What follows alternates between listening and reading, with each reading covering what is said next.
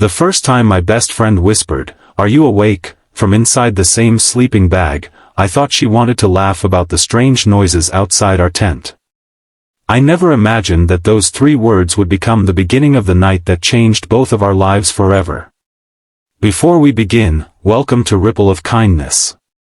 If you enjoy emotional stories about friendship, hope, and second chances, don't forget to like this video, share it with someone you care about, leave a comment, and subscribe to the channel. Your support helps us continue sharing stories that touch the heart. The camping trip had been my idea. After months of exhausting work, endless deadlines, and feeling as though life had become nothing more than a routine, I wanted to disappear into the mountains for a weekend. My best friend, Emma, agreed immediately. She had always been the adventurous one, the person who could turn even the simplest moment into an unforgettable memory. We had known each other since elementary school. We celebrated birthdays together, survived heartbreaks together, and promised that no matter where life took us, our friendship would never fade. The forest welcomed us with cool air scented by pine trees and wildflowers. A crystal-clear lake reflected the evening sky while birds sang their final songs before sunset. We pitched our small tent beside the water, laughed as we struggled with the poles, and cooked simple food over a tiny campfire. Everything felt peaceful, almost magical, as though the outside world no longer existed. As darkness slowly covered the mountains, the temperature dropped much faster than we expected. We realized we had made a careless mistake. Instead of bringing 2 sleeping bags, we had accidentally packed only one large winter sleeping bag. We laughed about it at first, convincing ourselves it would make a funny story someday. We zipped ourselves inside, shoulder to shoulder, trying to ignore how cramped it felt. The forest became strangely quiet after midnight. The crackling campfire had faded into glowing embers. Wind brushed softly against the tent, carrying distant sounds that seemed impossible to identify. I closed my eyes, hoping sleep would come quickly, but my mind wandered through old memories and unfinished worries. Then I felt Emma gently shift beside me. "Are you awake?" Her voice barely rose above a whisper. I answered quietly, expecting her to joke about the strange sounds outside. Instead, I heard something completely different.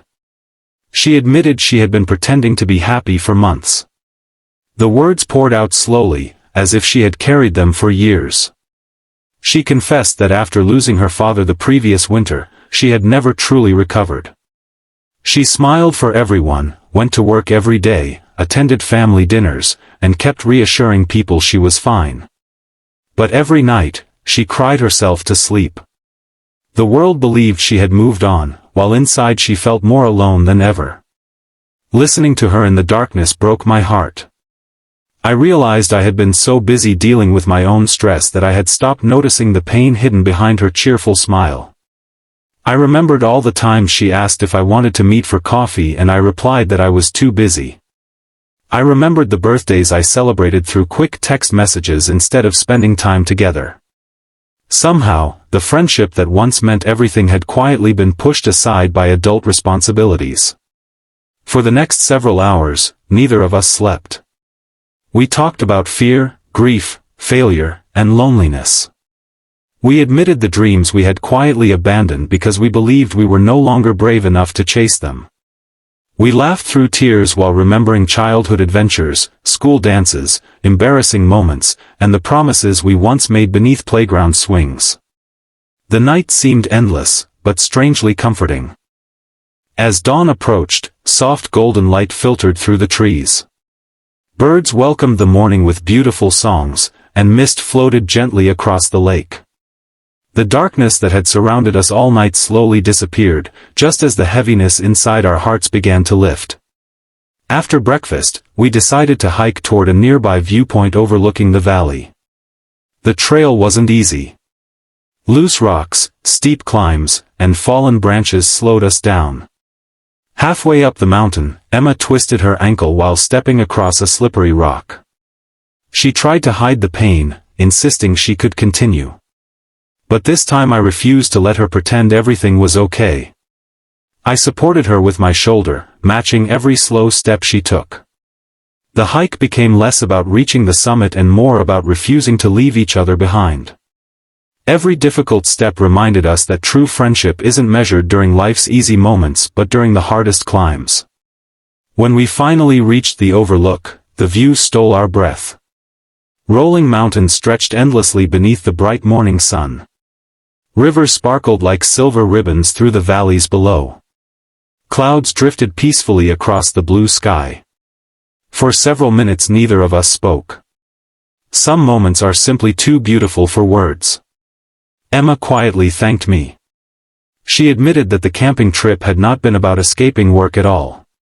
She had secretly hoped to tell someone the truth because she wasn't sure how much longer she could carry everything alone. Those words stayed with me. I realized people rarely ask for help directly. Sometimes they simply ask us to spend time together. Sometimes they invite us for coffee. Sometimes they suggest a camping trip. Hidden beneath ordinary invitations can be extraordinary cries for connection. When we returned home that weekend, life didn't suddenly become perfect. Emma still missed her father. I still struggled with work and anxiety. But something had changed. We began making time for each other again. Every Friday evening became our tradition, whether it was watching movies, walking through the park, or simply sitting in silence with cups of coffee. We stopped waiting until life became less busy because we finally understood that life never truly slows down. Relationships survive only when we choose them again and again. Months later, Emma started volunteering at a grief support center, helping families who had experienced painful loss. Watching her comfort complete strangers reminded me of the kindness she had always given everyone else, even while carrying invisible pain herself. Seeing her smile become genuine again felt like witnessing the sunrise after the longest night. Her courage inspired me too. I left the job that had consumed my happiness and accepted a position that paid a little less but allowed me to actually live instead of merely existing. For the first time in years, I felt hopeful about the future. Looking back now, people often remember that camping trip because we accidentally packed only one sleeping bag. But that isn't what I remember most. I remember a quiet whisper in the darkness. I remember two lifelong friends finally telling each other the truth. I remember discovering that healing doesn't always begin with grand gestures. Sometimes it begins with simply staying awake long enough to listen. If this story touched your heart, please leave a comment telling us about someone whose friendship changed your life. We'd love to read your story and honor those special people together. As we come to the end of this journey, if this story reminded you to reach out to someone you love, please like this video, share it with others, leave a heartfelt comment, and subscribe to Ripple of Kindness. Your support helps these stories find people who may need them most. Even today, whenever I hear the gentle rustle of trees on a quiet night, I remember that whisper, "Are you awake?" It reminds me that behind every smile there may be a silent battle, behind every ordinary moment there may be a chance to change someone's life, and behind every act of listening there may be the beginning of healing. Sometimes the greatest gift we can give another person isn't advice, money, or perfect words.